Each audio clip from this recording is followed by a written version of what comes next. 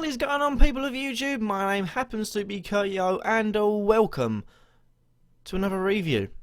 It's Gameweek number 22 we are reviewing today. 23 is approaching on the 23rd of January. I thought it was FA Cup this weekend, but it's not. It turns out it is another weekend of football in the Premier League, which is good. But today, I've got to review the best players from last week, and let's kick things off the way you know how. 3 goalkeepers, followed by 3 defenders, followed by 3 midfielders, followed by 3 strikers, and my opinion on whether or not they're a good transfer. Starting off with the goalkeepers, of course. Petr Cech. Simple enough to say, get him in your teams.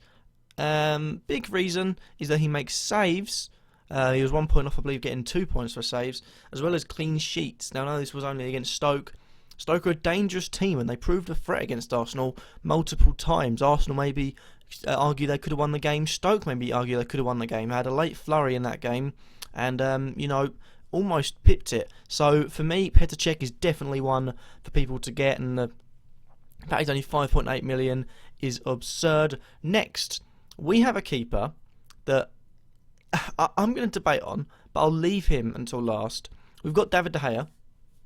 For me, it's a risk because of their Van Gaal's play is so risky, and they have the susceptibility to concede from the counter-attack, and as well as that, they have to then attack if they want to win the games, and attacking is when they've been caught out. So, for me, I'm going to say it's 5 out of 10. Do it at your own, risk, but for me, it's a no. To David De Gea. He had a good game week, picked up 2 bonus points, he got man of the match in the actual game, I believe, clean sheet, made 4 saves and played the whole 90 minutes, so well done to him. Basically won them the game because there's a lot of chances where he made good saves from Liverpool shots, and in the end United had 1 shot on target, scored that goal. And the reason I've left this keeper to last is because it's Mark Bunn of Aston Villa. Now, the thing with Mark Bunn is that he has not played a minute of football up until the last 2 game weeks, and he's picked up a clean sheet, and also this week he had got 10 points but conceded. How? Well, Mahrez had a penalty. Mahrez missed the penalty, so didn't end up well there. But for me, I would say yes, get him in your teams. 4.3 million, and to be honest, with a new keeper, and he looks much better than Brad Guzan did, if he stays in goal and they keep players like Joleon Lescott and Micah Richards at the back to sort of keep a lid on things, and also to lead the team. 1 or 2 signings in this window, maybe even without the signings. I don't think Aston Villa are out of it yet. I completely written them off. But, they've got to start winning games. I mean, the last 2 games has been 0-0 and 1-1. If they start, winning games and scoring goals, they could lift out. And for me, Mark Bunn is definitely someone I'd bring in. And I am deliberating because I want to bring Mahrez out of my team. But I have 7.2, so that means I lose out on a huge 0.8 million if I bring him out of my team. So I'm sort of going to wait until the last minute, see whether it's worth it, or maybe give him another game week. If he doesn't perform in that one, then I will move him out. But that is the 3 goalkeepers. Cech, yes. Bunn, yeah, kind of, but yes. I'm going to probably end up bringing him into my team. De Gea, at your own risk. Yes, not for me, but it could be for you. On to the defenders. It's barnstorming week, and actually player of the week, if we look at the scores, for a defender called Charlie Daniels. It sounds like a band. And he's played pretty much every minute, barring 45 minutes at Leicester, and then also missed the Norwich game. But the Norwich where he came good, goal and assist, and also a clean sheet, brings him on a total of 18 points, as well as the 3 bonus points he received. So quite a good week for him. And it was against a rival, so Bournemouth are looking good at the moment. You can see them there on 24. Chelsea just 4 points away from the relegation zone. 22 games gone. That's a worry. Under Hiddink, you could say they're improving, but in all fairness, they're not getting that much better. I mean, you look at the fact that they are drawing against Everton, drawing against West Brom. Well, they won against Crystal Palace, but Palace have been shocking recently. Drew against Man U, drew against Watford, won against Sunderland, but it's Sunderland. So, worrying times for Chelsea. Fixtures coming up. I won't get into this actually. I might make a separate video, but Chelsea, worrying times. Could they still go down? It may well happen.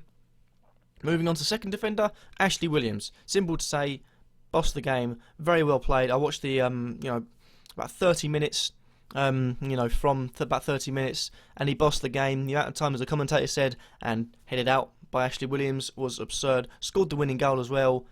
Gets him, a nice little tidy 15 points. Bring him into your teams. Wait and see how Goodalin sets in. Because if he has a style of play that, scores a lot of goals but also concedes a lot of goals, then no. So I'll just give it a few game weeks, 1, 2, 3 maybe game weeks, to see how he performs. I forgot about Charlie Daniels. For me, no Bournemouth defender, not worth the risk.